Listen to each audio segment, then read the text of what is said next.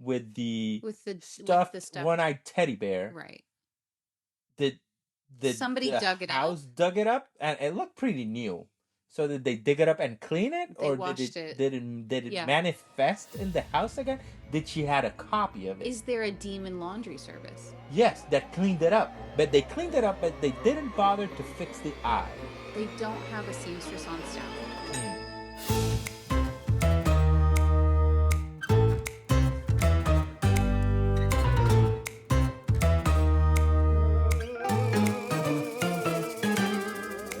Hello, I'm Caitlin. And I'm Charlie. And welcome to Outsmarting the Shadows, evading the grasp of cinematic horror, where we help you survive horror movies. Yes, we do. So, tonight, listeners, turn your channels to a real and terrifying story called The Amityville Horror. We're talking about the 2005 movie directed by Andrew Douglas and starring Ryan Reynolds, Melissa George, Chloe Grace Moretz, Jimmy Bennett, and Jesse James, which is a good name. And you know by now, dear listener, that if you have not seen this modern classic recently, you should pause this podcast and go straight to your TV and watch it right now. Yes. Nearest streaming service. Yes. Spoilers ahead. All the spoilers.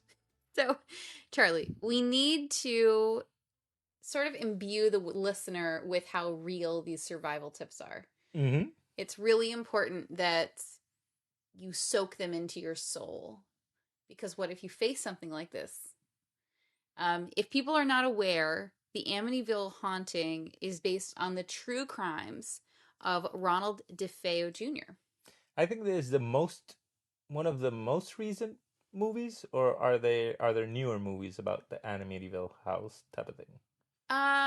I think this might be the most recent one. Because I know there's a bunch of them before that. We might see them and then talk about them. Yes. I know we're watching the 2005 one. Yeah, so we're kind of starting at the end. But the original crime happened in 1974, where Ronald DeFeo shot and killed 6 members of his family. Now in Long Island, in a town called Amityville. But the original film came out in November of 1975, and there's been at least 10 or 12 Amityville horrors. Something like that. Yeah, there's a ton. So this story in 2005 with, I always just say with Ryan Reynolds, because he was the big name in that time. Yeah. This was 2005, so he came out of Blade Trinity, which was 2004. Yeah. So right out of that, I think he was in some shows, and then this movie came out. Yeah, and this was based on real events as well. So after the crimes were committed, the house was sold to a family called the Lutzes. Okay. And they only lasted 28 days or 29 days in the house before they said, oh my God, there's something here, we have to leave.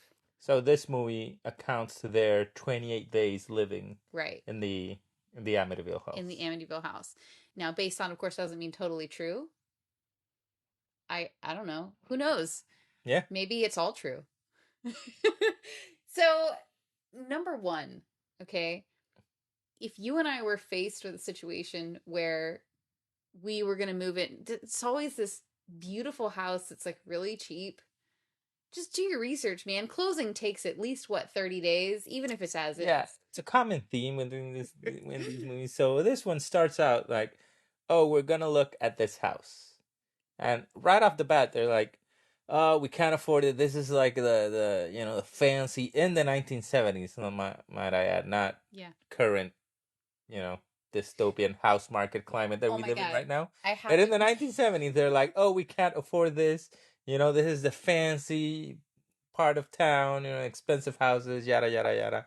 And then there's this giant house with like 3 floors, and it's super cheap. They never tell you how much cheap. On the lake. On a lake. With a lake house. With a lake house, with a little boat dock, enclosed boat dock. And they're like, oh my God, it's so cheap. And the weird thing is that at that moment, so they go in, they start looking at the house, and the guy is Ryan Reynolds. I don't remember the guy's the character's name, so he's just gonna be Ryan Reynolds from now on. I think his name was Joe Lutz. Okay, when Ryan Reynolds slash Lutz guy. So he's like, we can't afford it, we can't afford it. And the lady's like, yeah, I want it. This is what we want. Yeah. And so it looks like, oh, yeah, well, they just struck a deal right then. Like, oh, yeah, we're buying it. But, well, I'm not sure if that's how you bought houses in the 70s. You just shook hands. Like, yeah, put her there. That's it. It's This is done. your house now. Ha ha, that's my house. Now I'm broke. They give you that skeleton key. You're right, the skeleton key that opens everything. That's it. Well, so the thing I love about this house is they have so many children in this house. Like, and they have 4 children, which, I mean, if you have 4 children, you're a saint. Like, you're outnumbered. There's a lot of personalities and activity going on. That is a lot to deal with in moving. And they start to see things pretty immediately. And then there's kind of like a scene where the realtor or realtor, depending on where you are from the United States, although I say it's realtor, the realtor is like, she sees shadows and she's like, oh my God, I'm not gonna acknowledge them and be nervous, but pretend, oh yeah, this is nice. Right. But only the realtor lady sees it. And then when they go into the basement, she's like, no, I'm just gonna wait out here. Stay here. Like, okay. That's such an interesting thing. She's so nervous, as though she thinks they're going to see ghosts. Yeah. During the showing, which, okay, this lady knows how to survive a horror movie. You just ignore that. That's not important. You just saw that house and you leave. She just she look at the house. Let's look at it. Okay, it's time for me to go. Yeah. So they love this house. They move in, and I mean, number one, you should do your research, and you should probably... so once they finish watching, doing the kind of like the viewing, the showing where it looks like they just bought it right then, although it's not quite clear as that's how it goes. Exchange. Yeah. So he goes like, okay, what's the catch? To the lady realtor, what's the catch? She's like, fesses up. She's like, there was just some murders. People are murdered, which is weird at that point, because at that point he's like, the lady that wanted the house, like, desperately, all of a sudden she's like, well, do you think we should buy it? Does it's right? And then kind of like the role switches that second, and he's like, I mean, houses don't kill people, people kill people. It's not like, which is such a weird thing to say. You know that this guy is part of the NRA. just because of that comment, right? So it's an interesting way to purchase a house, but I mean, let's be realistic. If you were faced with a really good deal and there were murders in the house, I would probably fail my own survival tip, and I would say, it's all right, we'll just move into the house. I mean, in this housing market right now, the bodies could be just hanging from it, and people buy it. Yeah, I'm gonna buy this house. This is the house for me. We'll hire a company to help. Yeah, we'll get some ghost traps. Hire some for hire exorcists, priests, voodoo doctors, whatever. Yeah, I'm so excited to talk about the priest in this movie. Yeah, but that's a little bit later. We'll come back to the priest. Okay, so we've decided to go in. We're purchasing this house. Yeah, they purchased the house. Right. The Lutz family purchased the house, and they move it. Yeah, and it's interesting that he immediately starts to get sick and to feel things and hear things. Yeah, right off the bat, kind of like the first night, was it, that he's like, oh, is it cold? So he goes down to the basement to add, which is pretty weird. I don't know. I mean, I don't know how old. Supposedly in the movie they say, oh, the house was built in the 1600, 16 something. And it's like their heating is kind of like wood, yeah, kind of like a wood fire heater. Wood fire heater around the house. That must be like really hard to maintain. Like if you have to constantly add wood to it during the night. You, oh yeah, I'm gonna sleep for like 5 hours. Oh my God, it's getting cold. I need to go down to the basement to chuck wood into my wood fire thing. Like, what the hell? Okay. Was that a thing in the 70s? Is that a thing now? I don't know. Demon possession aside, yeah, you had to do that every single day. You would act like you were possessed. Yeah. It would be exhausting. It would be exhausting every single night, just having to chug a lot of wood into your fire, into the furnace, just to be warm during the night. This movie was very confusing on both time and on weather. It was apparently cold enough, probably because of the demons, that they had to heat the house all the time, but everybody wore t-shirts outside. Yeah. Yeah. Or shirtless. Or shirtless, right, which we'll get to. We'll get to. So right away, the dad feels really bad. He's the stepdad, which is a really important point in this movie. Survival tip just in general in life. If you're a step parent, just form strong bonds with your spouse and your children who are... Or with the spouse and then fake the children. You can do that. Do that too, I guess. As opposed to this weird gaslighting thing that happened in this movie where he was like upset that they missed their dad who died. I don't know. I don't know. It's the house. The house. It was right. The house did it. The house did it in his head. Just shore up those personal relationships. So he starts to feel bad. They start to see things. You know, there's this. Well, the little girl starts to see the other murdered little girl immediately. Yes, She's like, "This is my friend. I have a dead friend," and she talks about her just instantly. Yeah. And so this is a survival tip. If you have children and you move into a house and they tell you, "Oh yes, I am talking," this is another horror movie trope that they do all the time. Yes, I'm talking to this, dead little girl or dead little boy or this invisible person. They always chalk it up to, imaginary friends. You can have real friends. I would not go immediately if you have a little child in your life and they never talk to imaginary people and you move into an extremely cheap house where people got murdered and all of a sudden they start having imaginary friends. Maybe they're not imaginary. Maybe, indicate something's happening. Or maybe ask more questions. Is like, what's her name? Did she have a social security number? Did she live? Ask her what year it is. What year does she think it is? Important questions that you would ask your child about this other invisible entity that they're talking to. Yeah, this is a common thing, is that children seem to see entities and ghosts and spirits and demons way before adults do, and nobody listens to them at all. Listen to your children, people. They will save your life. Yeah. They can tell, there's a little girl. Describe her at the moment that she says, she has a giant hole in her forehead. I would be like, let's see. That doesn't sound right. Sound right. Yeah. I mean, that's just me.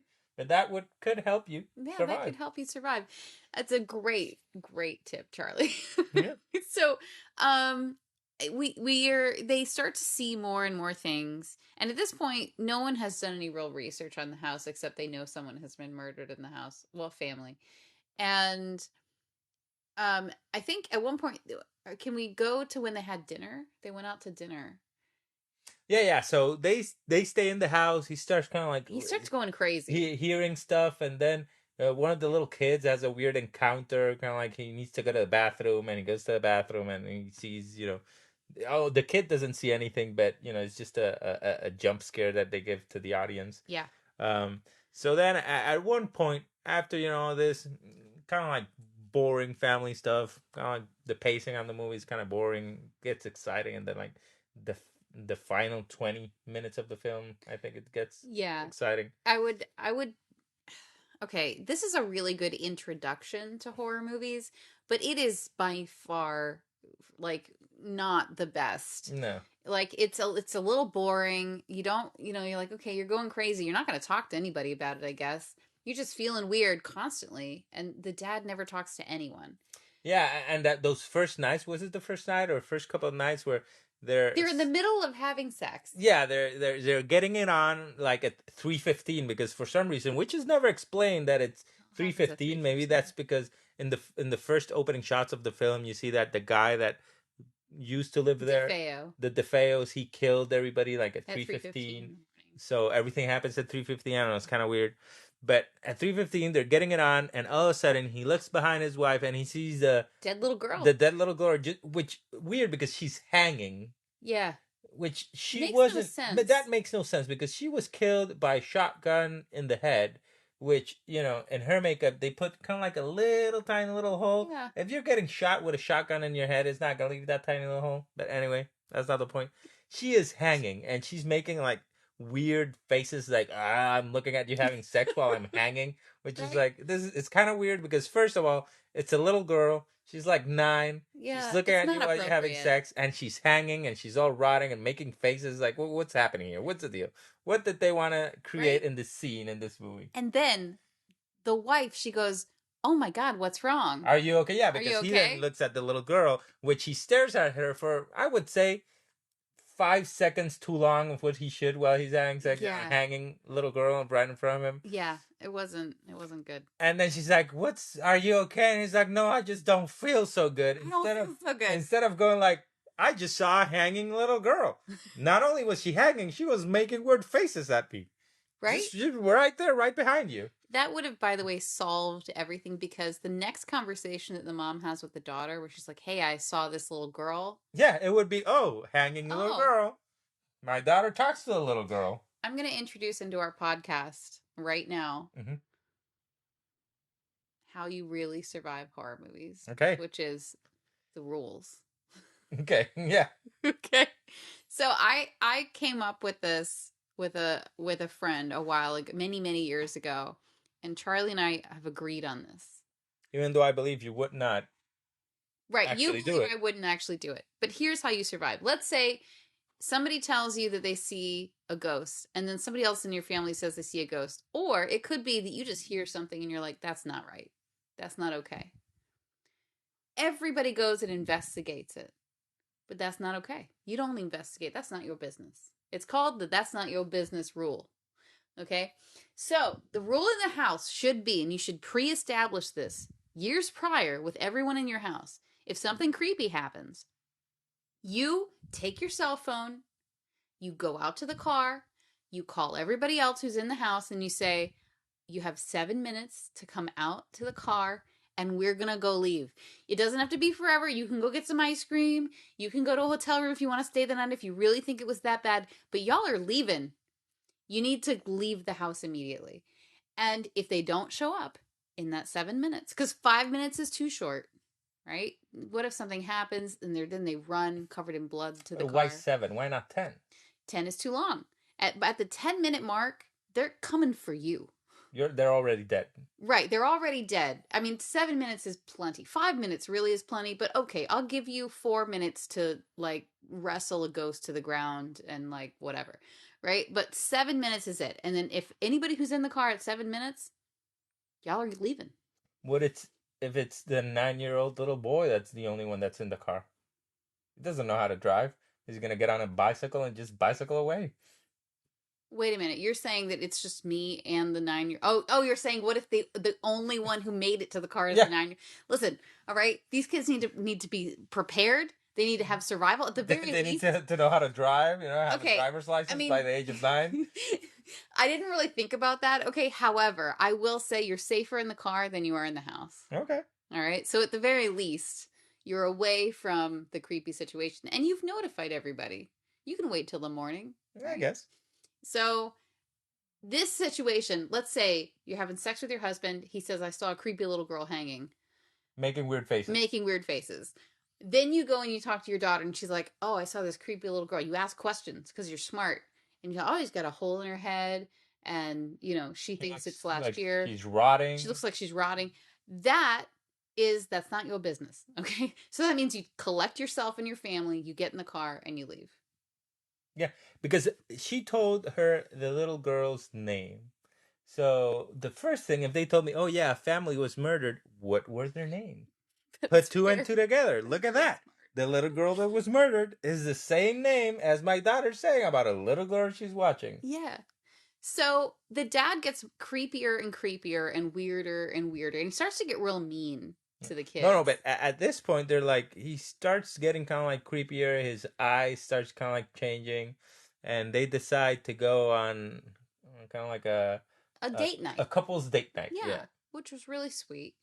And in doing so, in this new town, somehow they just found some random lady off the street to watch their children. Yeah, they don't even talk about it. They just say, "Oh, we're getting a babysitter."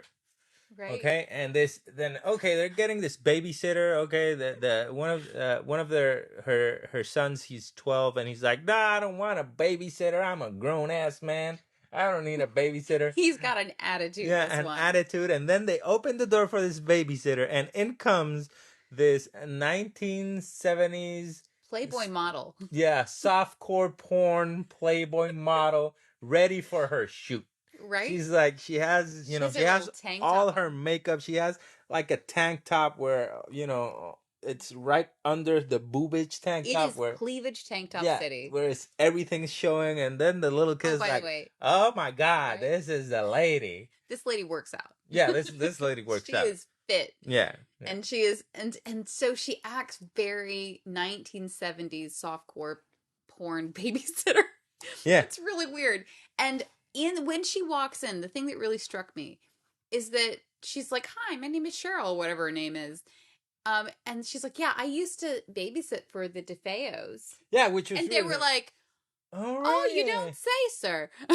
It's like, so they called up this lady and they didn't say, so what's your experience babysitting? What have you done in babysitting? Do you know CPR? Do you know CPR? How do you take care of children? These are the rules. They just this random lady, yeah, come over, babysit for my children, my 4 children, and know nothing about you and just leave. Right. It was the 1970s, so maybe that was just how you did it back then. Yeah, maybe. I don't know. Maybe, but I would have at least had one conversation with her beforehand. But no, they just plucked her off the street and put her in with these kids. So this babysitter immediately starts to intentionally and permanently mess up these children by telling them before, letting you know that she smokes a little bit of the devil's lettuce. Right. She goes to the bathroom and has a bong in her purse for some reason, which makes no sense. And then she just takes that bong. She starts with the smoking. water and everything. Yeah, she with water and everything. Back in her purse. Puts it back in her purse. Like, that's gonna be a nasty ass right. Purse. It's gonna you're gonna spill everything. Anyway, that was not sanitary. It was just gross. So she's in the bathroom, kind of like hitting this bong, smoking up. And then the kid is like, "Hey, are you okay in there?" And then she opens the door. And he's like, "Do you want to eat popcorn? Are you hungry? You want to have popcorn with me?" Yeah, he's very Some excited. food, and of course, because she did the devil's lettuce, she's like, "Oh yeah, I'm hungry." Yeah, you read my mind. Yeah, and it cuts to the Lutz having dinner.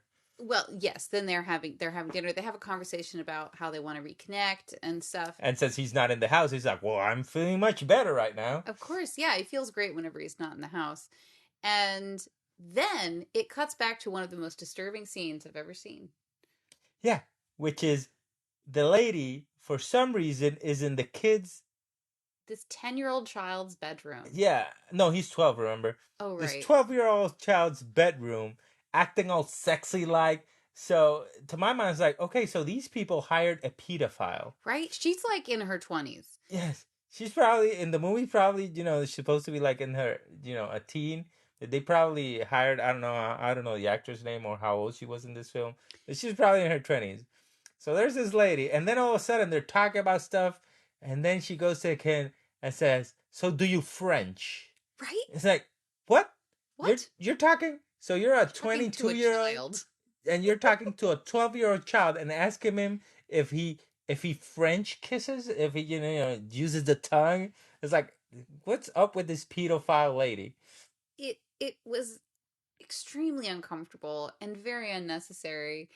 I think it was to create this atmosphere of weird vulnerability and truth-telling, and I don't really know what the scene was supposed to be. Yeah, just imagine that scene if it's the little girl, a 12-year-old girl, and then a grown-ass man all ripped with his shirt off in the little girl's room looking at her all sexy. "So do you French, like with your tongues?" It was disturbing. It was disturbing no matter how you played it, but I am glad that they used the classic movie trope of this lady is evil, so bad things are going to happen to her. Yes. Because she immediately tells them, these kids, that we're not unaware that a murder happened in their house. Yeah, and how it happened, it was gruesome. Oh, this is really weird. So she started her character by saying that she used to babysit for these children Yeah. that were murdered and how awful it was, and ended in that. Well, and then in that scene, she starts playing it up like it was funny, and like, oh, I'm going to tell you how they were murdered, and it was so Yeah, with a shotgun, bang, bang, bang. oh my god, I was just like, what a heartless. Yeah. She's just so awful. What a heartless pedophile lady. Thank you. Yeah, it was really bad. So anyway, she reveals to the kids that people were murdered. She goes into the little girl's room and she starts, of course, trying to make everybody scared by saying that the little girl was murdered in the closet. And the little boy says, well, why don't you go into the closet? I dare you to go I in the dare closet. you. Yeah, and she's like, well, I want your kiss poster. And it's like, yeah, sure, okay. Yeah. So anyway, she goes into the closet. The little girl, I mean, so she goes into the closet, and then in the closet, while she's in the closet, the door, the door, of course, the door, is of locked course, by the demon forces. get locked by the unseen forces, which is another movie trope. And then the little the little girl that was shot in the head, she calls her name, and when she turns around, oh, the little girl is right there. The cool part that I liked about this scene is that all of a sudden the little girl takes her hand and just takes her finger and then shoves the lady's finger in her in her bullet hole in her head. I think that was I found that funny. It was a funny scene to me. You have to have a pretty firm stomach for horror movies in general. And if you like horror movies in general, there's a good chance that this 2005 version of Amityville Horror will not scare you very much. No, it had a funny scene. It has moments that are funny. It has moments that are scary. The situation itself, let's say that you were the babysitter and for some reason you were trapped in this closet with this demon, just stop freaking out the same way that this lady did. I don't know how she managed to wreck her fingers so horribly. Right? Because she was pounding with the front, with the front of her hands. Right. So we don't know how she mangled her fingers. Maybe maybe the kid that put one of her fingers in the bullet hole. Maybe, but two things. This is a closet door. It's not a heavy oak steel door. Okay? And number two, it is a slatted closet door. If you really want push it, just take your hand and rip open the slot. Like you can rip open that door. I don't care how feeble you are as a person. You can do that if you really want to. Yeah, and with enough adrenaline. This lady was pumped full of adrenaline. Yeah. She could have done it. Now, let's say demons are holding the door back, right? Let's say you can't do that for suddenly it's demon strong, the door. Just stop freaking out. Right? Greet the ghosts as though they are your friends and just say, I haven't seen you in so long. I'm so sorry I said bad things about you. I hope you're doing well. And then they grab your finger and shove him in the bullet hole in the head. Okay. Right. This is different. What do you want me to do?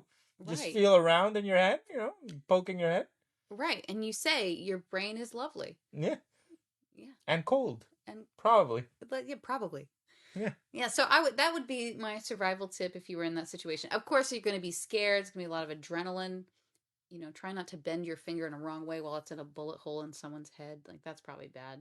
Yeah, and a bullet hole from a shotgun, even though it was probably from a rifle. But okay. Yeah, that was a weird aesthetic choice they had. Yes. So anyway. So anyway, she goes insane. She goes insane, freaks out. Then we cut to the mom and then the stepdad. They got back, Ryan Reynolds and the lady, which I forgot the Lutz. The Lutz. Right? And then describe her being carted away. Yeah, she's been carted away like that.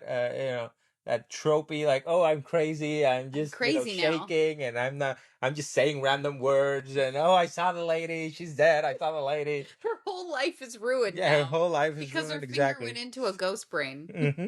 So. Just keep your wits about you on that one. Then he comes in and he's freaking out and he's really upset. So here's where they start giving him. They want to give the dad kind of like, oh, he's mean and he's evil. He's turning evil. but they give him the funniest one-liners, I believe, and they start right about now. This is definitely a Latin American dad situation. He just starts saying just mean things to the Weird, kids. random, mean stuff where you're Yeah, like, I don't remember exactly what he tells us. Like, oh yeah, so the kid, the smallest kid, is kind of like he's crying and he's like, I'm the one that's gonna be, putting my foot down and I'm gonna put some discipline into these kids. And then he says like, go to bed, and she's like, you can't talk to them or something like that. And then the kid is like, no, we're not going in there. There's murders. It's gross. And then he looks at the smallest little kid that's all crying, and he says, "Just wipe that stupid face and go to bed." And the way he said, "I just found it." Off your face. Yes, I just found it so funny. He starts to go crazier and crazier.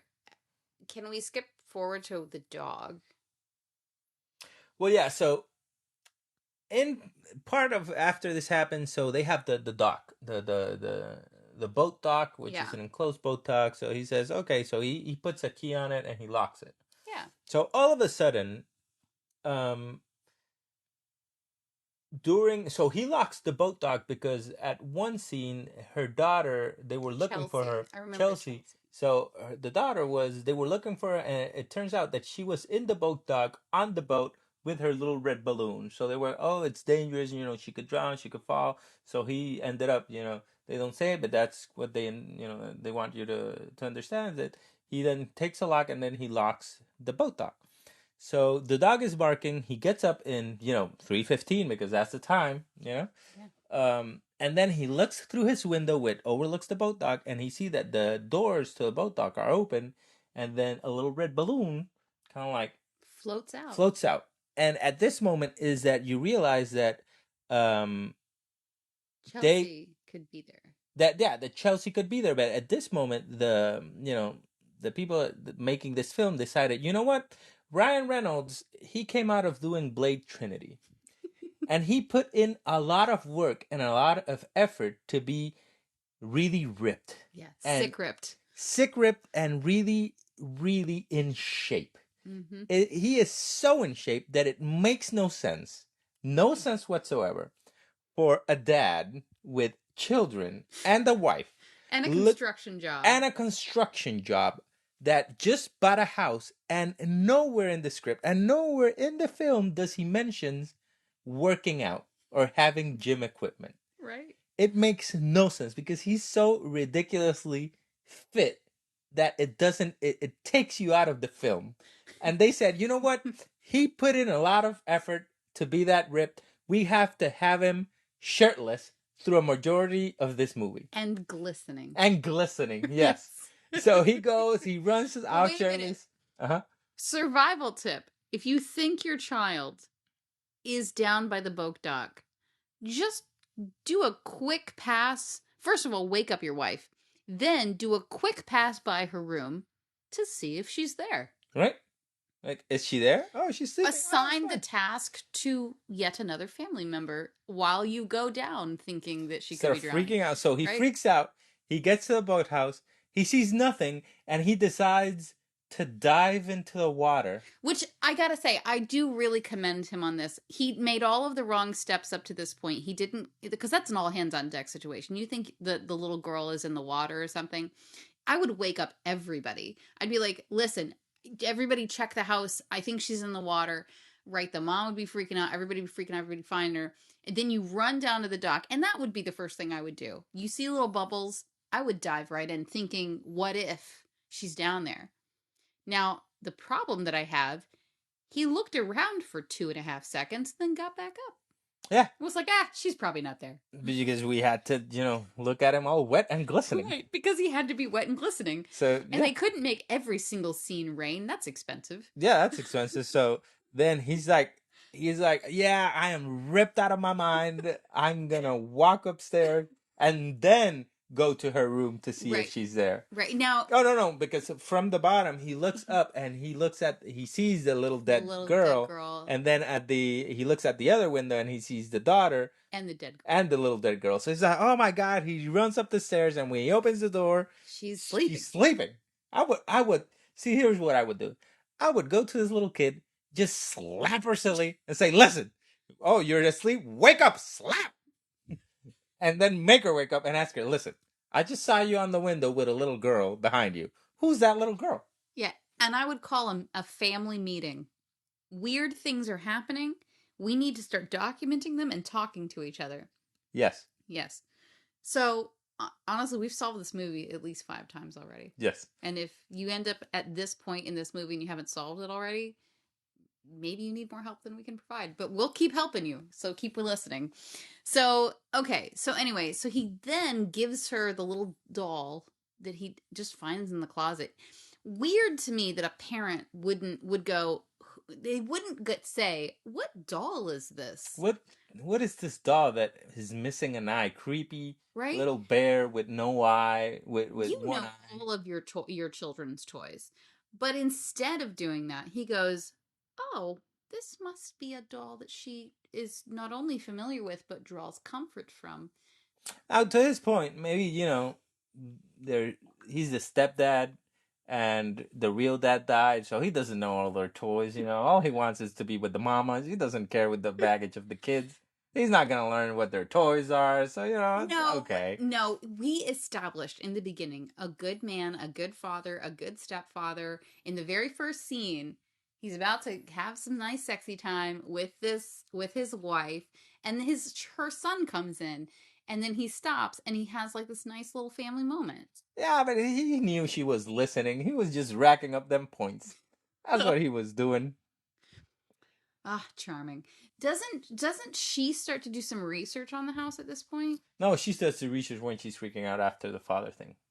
Oh, that's right. So this little girl causes a lot more problems. She goes upstairs onto the roof.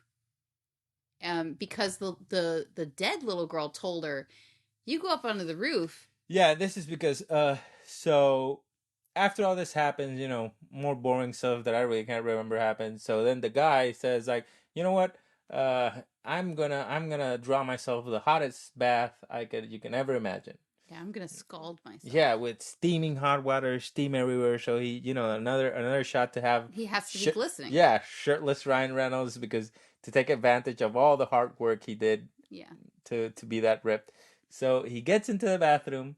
He gets into the tub, and then some hands grab onto him. Yeah, which sucks. And they're trying to get hands in the tub, trying to pull you down. So then his wife kind of like wakes him up out of the trance he's at, something like that. It's weird to me that if the demon wanted to possess him so that he would kill all of the children and his wife, why would they try to drown him? Yeah, maybe they wanted to scare him. That was weird. Yeah, they probably weren't trying to kill him. It was probably, just to give you a jolt. Yeah, cheap jump scare. Yeah. This movie is filled with cheap jump scares. Sometimes cheap jump scares can be really good, and sometimes they can be meh. And this one was meh. Yeah. So then after this, they went to the hospital. Yeah. And this time they just left the kids alone. Yeah. They didn't hire no babysitter, no nothing. By this point they were like, listen, you're 12, you can handle the babysitter's dead. The babysitter's crazy. She's not, but now she's crazy. So there's nobody in this little town to take care of you because there's only just one babysitter for the whole town and that's it. Now she's crazy, so you stay alone. Yeah, and I gotta say, if it weren't for the demons, that kid was right. The little girl said, "Oh, I'm going to go upstairs and do something." He said, "Well, you got to be really quick because if I let you out of my sight, they're going to kill me, and it's really important." And he was pretty responsible. If it wasn't for the demon influence on her. Yeah, it's the one thing. So he lets her, she goes to pick up something, and then they get back from the doctor, which the doctor obviously didn't find anything, and he told her, classic, "Oh, you must be crazy." Those psychiatrists, that movie trope that if you go to a psychiatrist, it means that you're crazy. Yeah. But once they get to the house, then the little doll falls on his feet, and then they realize that the little girl is on the toppity top of the house, the pitch of the roof, and the pitch of the roof. Yeah, it's a steep pitch. It's a steep pitch. That's a Victorian Queen Anne pitch right there. So they start freaking out. Oh my God! You gotta catch the little lady, the little kid. Action ensues. Action. They force their way up onto this roof to grab her. They come back down with her, and the mother's understandably distraught and says, like, "Why would you do that?" And the little little girl says, well, the demon girl said that I would be able to play with her forever and I could see my dad, my real dad, if I join her. And she's like, she's not real. She's not real. And then, of course, Ryan Reynolds has the funniest line. The funniest one-liner. He looks at them like in disgust. In disgust. Right? Which the mother is like, being kind to her little girl, console her. He just looks at them with disgust and just goes, "What is wrong with you people? What's wrong with you people?" That was the funniest line, and how he delivered it.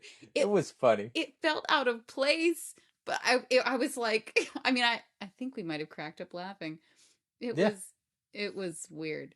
And of course that was the demon influence, which is just a weird way to have demon influence. Yeah, kind of wanted to show that he's kind of like separating from them. It's yeah, like, yes, he's these emotionally distant from what they're experiencing. Mm-hmm.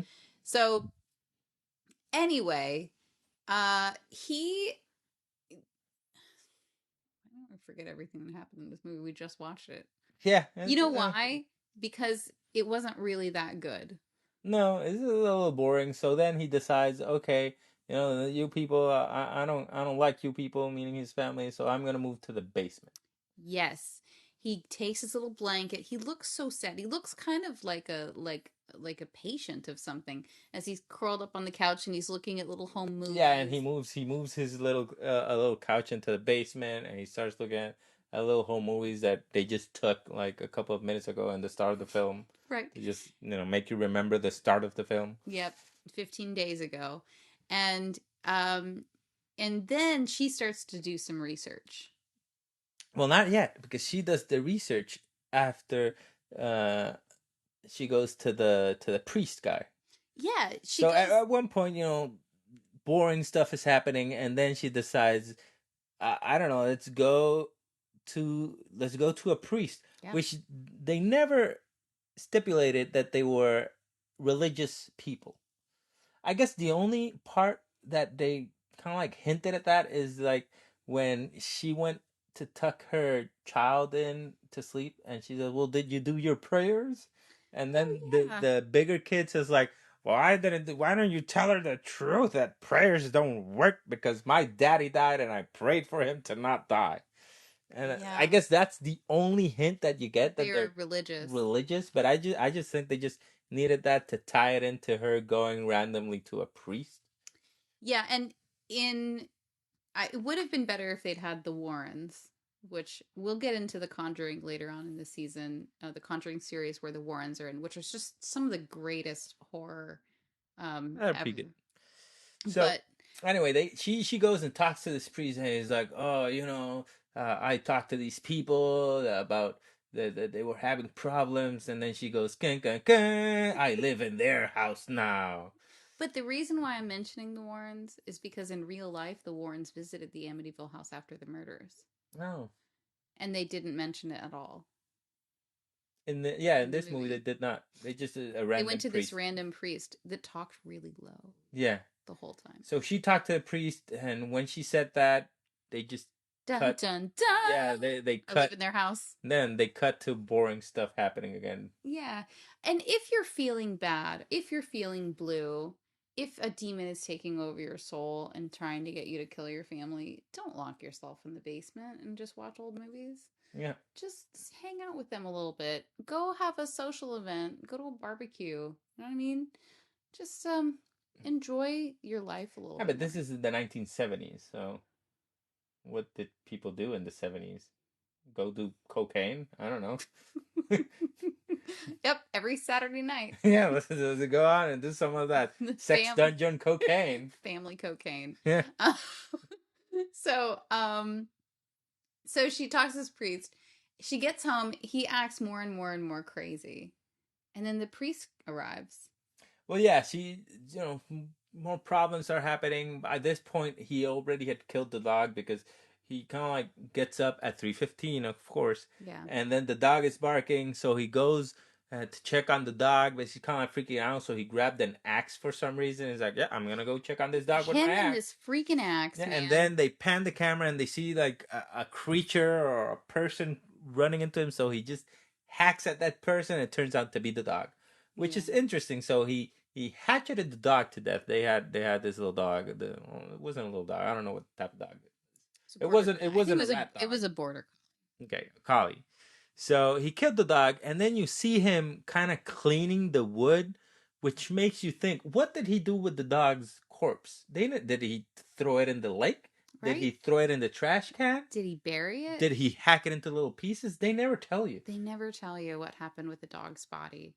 We just are meant to assume it was disposed of in some way. Yes.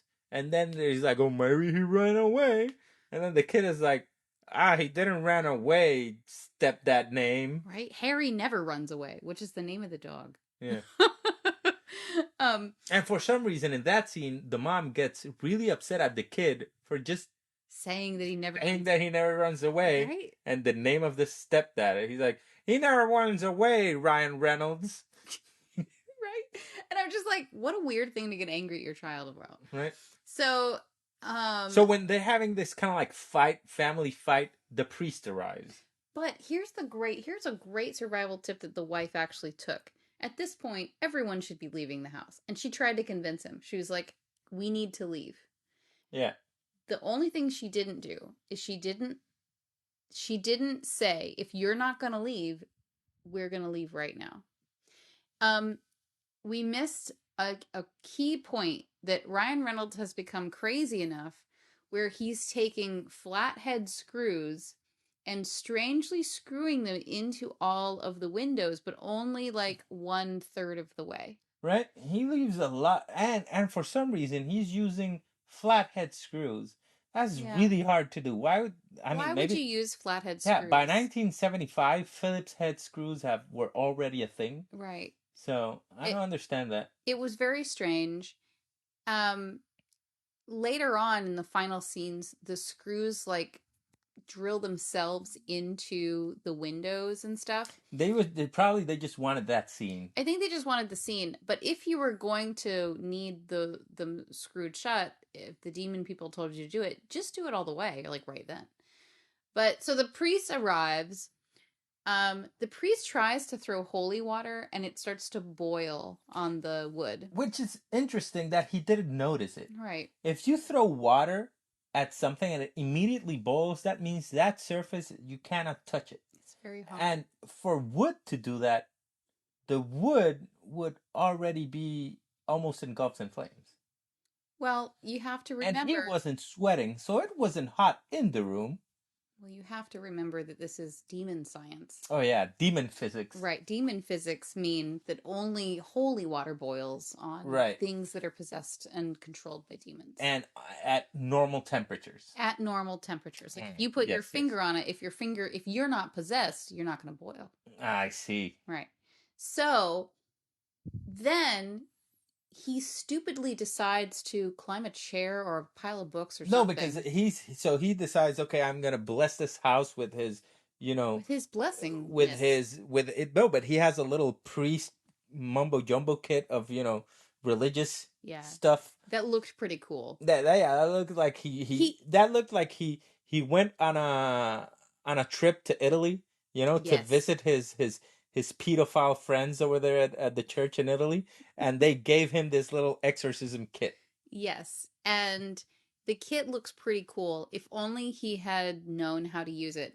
I was extremely disappointed in this priest, because in most horror movies, when you involve a priest, an exorcism, anyone who comes into your home to help you, they have this grandiose ambiance about them. And he just started throwing the little water that starts boiling, and all of a sudden, he starts hearing whispers. Right? And he's like, oh, where are those whispers coming from? He's not ominous at all. He's just like an old man. Yeah, and then he gets up on this little table, and he sees, oh, the whispers are coming from the ducts, right? So he gets on the little table, and he starts kind of to listen, and then a whole bunch of flies just come out of the air duct and hit him in the face. Okay, survival tip. If you have convinced some poor family that you're going to their home to help exorcise a demon or something, and you hear strange demonic whispers coming from an air duct, don't get your face close to that. You know what that is? That's not your business. That's none of your business. That's not your business. The 7-minute timer started right then. And if let's say you were going to ignore the important rule number 2 is, if it is your business, be smart. Yeah. Use your tools. Yeah. He had all holy these water at the he had vent. all the holy water, so he was get a squirt gun. Yeah, he was thrown, and it looked like the flies were trying to get into his eyes, and he says like in pain. And then the house, we hear that the house literally speak to him and say, "Get out." Right, but now I do understand that there are biting flies out there that can be quite painful, but they're not. Yeah, like those little horse flies. Those I mean, if horse they're flies. all stinging you in the face, that must be really painful. It's painful. However, you could just slap your face. Right, calm down. Okay, number 1, calm down. All right, I know you're an old man. Okay, but calm down. All you need is a beekeeper suit at that point.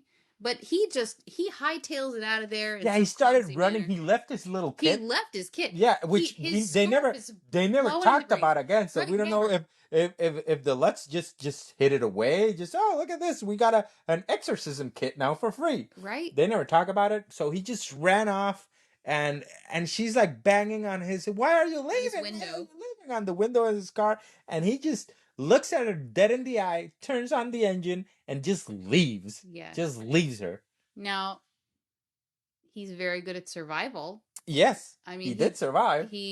Now he didn't go with the 7-minute rule. He went with the 10-second rule. Yeah, he went to the time is gonna be the time it takes me to turn on the car. That's how much time you have. Right, and he didn't inform them of anything. He wasn't like, I don't care about you at all. Yeah, he didn't listen. There were flies. I heard the house. The house spoke to me. The water was boiling on wood. I hope she didn't pay for his consultative services, because he didn't even tell her, y'all need to get out. She probably didn't pay, but probably gave the church some donations, so he would encourage him to be there.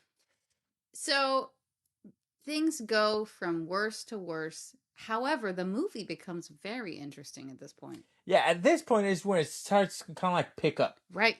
So the demon voices in Ryan Reynolds' head have told him that there's a specific spot in the basement that he needs to go into. And they cut this with the scene of the wife going off and doing research on a library. At a library. Which is interesting, because when she gets to the library, now I don't know much about libraries here in the United States, especially back in the 1970s. Especially back in the 70s, so I don't know at what time they open. But she's banging in the library door, and then this little old librarian just opens the door. We're not open for 2 more minutes, and she just blows off this lady and starts, running towards somewhere. Does she say we don't open for 2 more minutes? Yes. I thought she said we don't close. We close in 2 minutes. No, it says we don't open for another 2 minutes. God, that even makes the timing that much worse. Yeah, because that means that she got to this library 2 minutes before it opened. What's that, like 8 a.m.? Yeah, at what time did a library open? On a Sunday, maybe 11? In this Amityville town. We're going to have to do research on that after the podcast. So she starts researching. She starts the research the same time that Ryan Reynolds is breaking through a wall in the basement. He breaks through the wall, and we find out a ton of information in about 10 seconds that would have been really fun to learn earlier in the movie. Yes. I would want to see a movie about that, about the house in the 1600 with this, was it a pilgrim? It was, so apparently the house was actually built, the foundations were in the 1600s, and there was a pilgrim named Amityville, which I don't remember. A pilgrim name.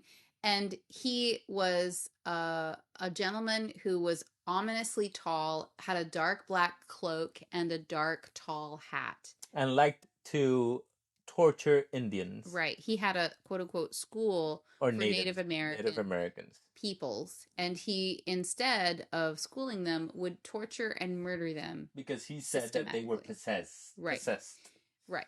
And so while she's learning this, the dad character, the stepdad character, Ryan Reynolds, he's just walking through this uncovered basement rooms, right? And the cool thing is, while she's reading about the things he did, he's watching the spirits of the people being tortured, how they were tortured. So that those scenes were pretty cool. Yeah, the scenes were cool. The cut scenes were cool. It was really interesting.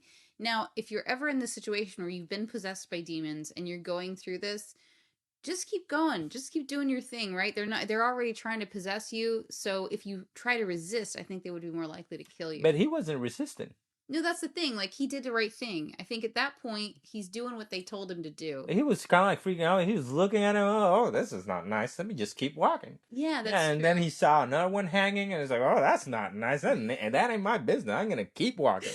Then he keeps walking, and he sees one that has kind of like his teeth like pulled out or something with blood on it. Like, oh, that's scary. A weird piece of wood out of that man's mouth. Yeah, right. I was like, you brushed too hard, sir. Yeah, and he's like, "Oh, that's not my business." You know what my business is? That glowing door. Right? I like that glowing door. So that glowing door revealed that the pilgrim, in order to preserve his demonic now spirit, he slit his own throat so that in an altar in that basement. An altar in a basement of that place. Yeah. So when Ryan Reynolds opens the door, he's in front of the guy, and the guy slits his throat in front of him, and all his blood, which leads me to believe that amount of blood, that means before he killed himself, he did run. He did a lot of cardio. Because his heart was pumping. He had a really healthy young heart. Right? And he was an older man. It was an older man. So that guy, he did cardio. He was running. He was on a little bicycle in like 1600s, a little, tricycle or something. He was pumping that blood. He said, "Okay, I am ready. My heart is pumping. I'm going to slit my throat in front of this future person that is looking at me." So have you ever seen a horror movie where they splatter with blood and you're like, "Oh my God, that's awful." And then it keeps coming. You're like, yeah, oh, it's really gross. And then you start to almost fear the blood going into the mouth a little bit because it's starting. You're like, oh, I don't like it. Yeah, so he's standing there and he's just getting covered. It's raining. The prop department said, "Okay, get the hose and let's just cover him. Let's just go on him with this blood." And cut scenes away while she's doing research, and then cut scenes back. And at that point, I was like, he could have stepped away and. Yeah, no, he's just there. He's looking at it. He's getting in his eye, He's getting in his mouth. It's getting everywhere. And it's like, are you enjoying it now? Yeah, is it warm? It's finally warm. Yeah, it's like a weird golden shower type of thing, but with blood. It's kind of weird. Yeah. So it got real funny real quick at that point. So, and then they don't revisit it. It's not like he's covered in blood later. Yeah, they should have left him covered in blood. I think it would have been interesting. Now, I did see the symbolism. The symbolism in the movie was he is truly being 100% possessed now. Engulfed by the blood of that. By the blood and sort of the demon side of himself. So she comes back and she's somehow at night. Yes. It's weird because she went. Oh no! Because after she did the research, she went to the priest again to ask her. Oh, why did you leave us? Why did you leave us? And the priest was like, "Oh, that little girl. She's with that little doll. Yeah, this is the doll that was from the lady or something, and from the previous owner." And he says, "No, I was there. I saw them buried, and the little girl was buried with the little doll." Dun, dun, dun. So the little doll is. So I don't understand this. You can't call it a doll. People are going to be confused. It's that stuffed animal that Ryan Reynolds gave to the daughter that he found. One-eyed teddy bear. Yes. Yeah. So the teddy bear. So is the teddy bear haunted? Is the teddy bear not real, or is it just more demon physics? It's because if the little girl was buried with the stuffed one-eyed teddy bear, right? Did somebody dug it out? House dug it up, and it looked pretty new. So did they dig it up and clean it, or did it manifest in the house again? Did she had a copy of it? Is there a demon laundry service? Yes, that cleaned it up, but they cleaned it up, but they didn't bother to fix the eye. They don't have a seamstress on staff. Mm. So the So I don't know why she went back I would never go back to that priest again. Yeah, so then when the priest says, the stuffed teddy bear, I saw the little girl get buried with it, then all of a sudden it's go time. And that's when he tells her, you need to take your family out of there now, like right now, because he tells her that the people that live there, they lived there for, 28 days, and in 28 days the guy killed them. Yeah. So they're coming up on the 28 days. So she's like, oh my God, I need to get my family out of there. Yeah. And she starts bolting to her house. And here's where it's weird. So she gets to the library 2 minutes before it's open. So we don't know how many hours she did her research. When she goes to the priest, it's still day out. Still day out, no problem. When she's driving home, it's still day.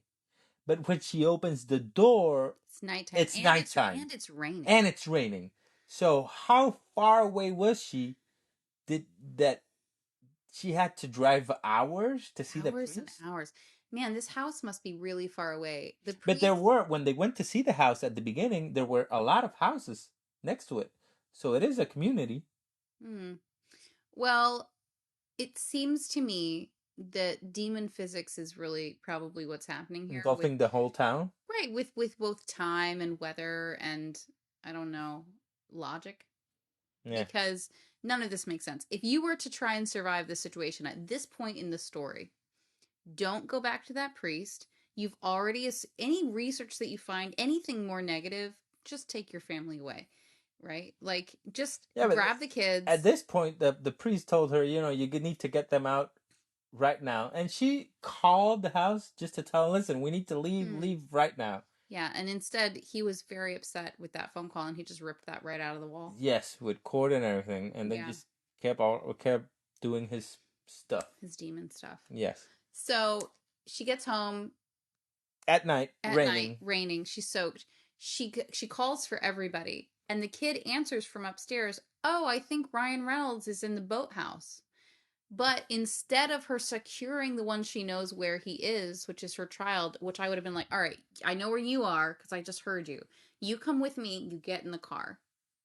All right? No. That would have been... They got all of them, and then they decide to go down to the basement. No, first she goes to the boathouse.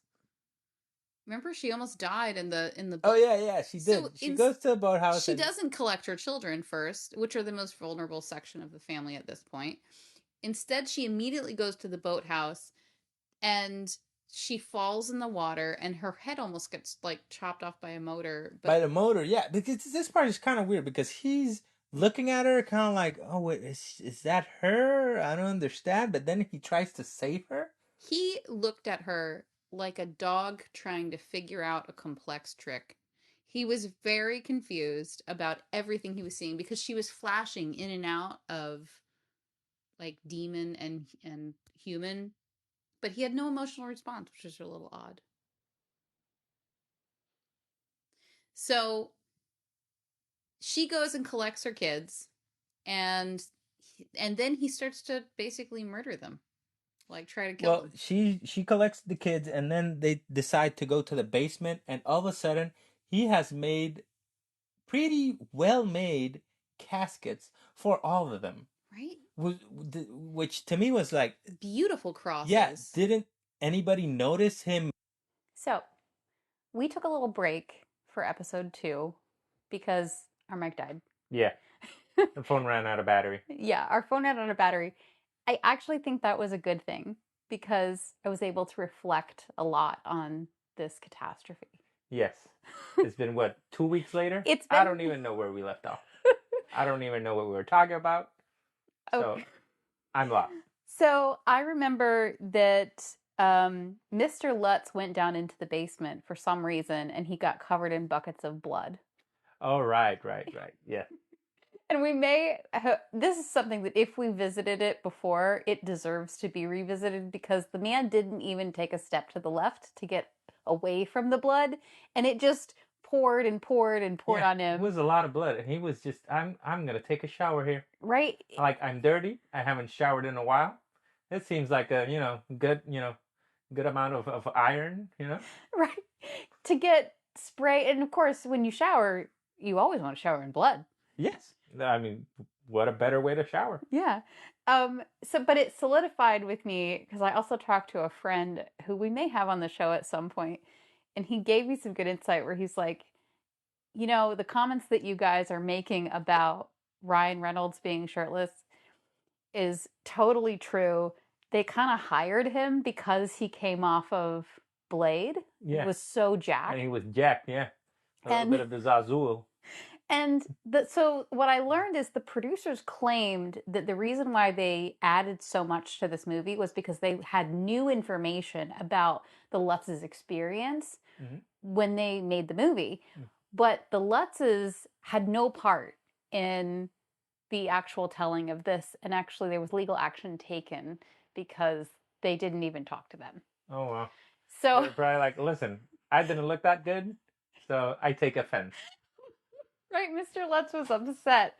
But, it was the Ryan Reynolds slick wet t-shirt contest this whole time. Of course, and you see that now, you say, yeah, that's a normal dad bod for somebody who doesn't work out. Of course, yeah. Who doesn't eat correctly, just does normal dad things. All you are is angry at your kids, and you'll look like that. Joe Schmo down the street. To be fair, he's the stepdad, so maybe that's, a stepdad bod. Stepdad bod. So anyway, at the end of the movie, they run out of the house. It's because 3:15 a.m. is like when all this supposedly went down, when he tried to kill everybody. Yeah, once he got bathed in blood, which then he was clean, which kind of sucked. Yeah, I was like, where did you actually shower? Yeah, they should have left it on. Yeah, they should have left it. It was like, yeah, okay, now I'm ready. I'm gonna kill my whole family. Right, and then I don't know, he snapped out of it, and he didn't murder anybody. Yeah, she hit him in the face with a gun because he had a gun. Yeah, and she dragged him. I did appreciate her. And then he was like, "Oh, you have to kill me because if not, I'll kill you." And then she's like, "Nobody's dying today," and gave him a concussion. Right. By the way, it was never brought up that the dog is dead. And you know what? He probably was like, you know what? I'm just going to tell him that he ran away because that's what that's what he said. And then the kid was like, no, he doesn't run away. And the mom got upset for some weird reason. Right. Yeah, but that was never brought up. It was never brought up again. Did he throw him in the river with rocks? Did he? Like the mafia or something? Did he chop him up? No one knows. No one knows. No one knows. Never brought up again. So this is not a good representation of Amityville Horror. So we're going to have to revisit the other 12 movies at some point. There's a lot of them. And apparently this is the worst one. Really? Yes. Huh. It tracks. Good for us. I concur. So how you survive this movie, basically? I would, leave the house. Yeah. Just sell it. Leave the house. Just sell it. The moment that babysitter walked in, I would be like, no. Right? The pedophile babysitter. Yeah. Yeah, I think that would be it for me. Once she's crazy, there's no babysitters in this town.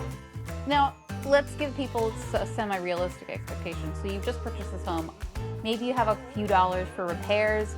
And you're broke. You're broke. Right? Unless you sell the house, that's it. Like, where are you going to go?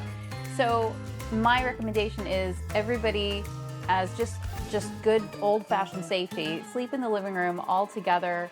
Everybody watch each other and be suspicious. Have kind of like okay, who's going to a bathroom? Never be by yourself. Yeah. Go to a bathroom together. Yeah. Foggy mirrors. Avoid foggy mirrors. Yeah. Yeah. So that concludes our episode of Amityville Horror 2005 with the slick Ryan Reynolds wet t-shirt contest. I would say that all the actors did a great job. The producers did a great job. Great cinematography. Writers, y'all did not do great. It wasn't the best. It wasn't the best. Had funny moments though. It did have funny moments. So thank you so much for joining us on this episode. And be safe.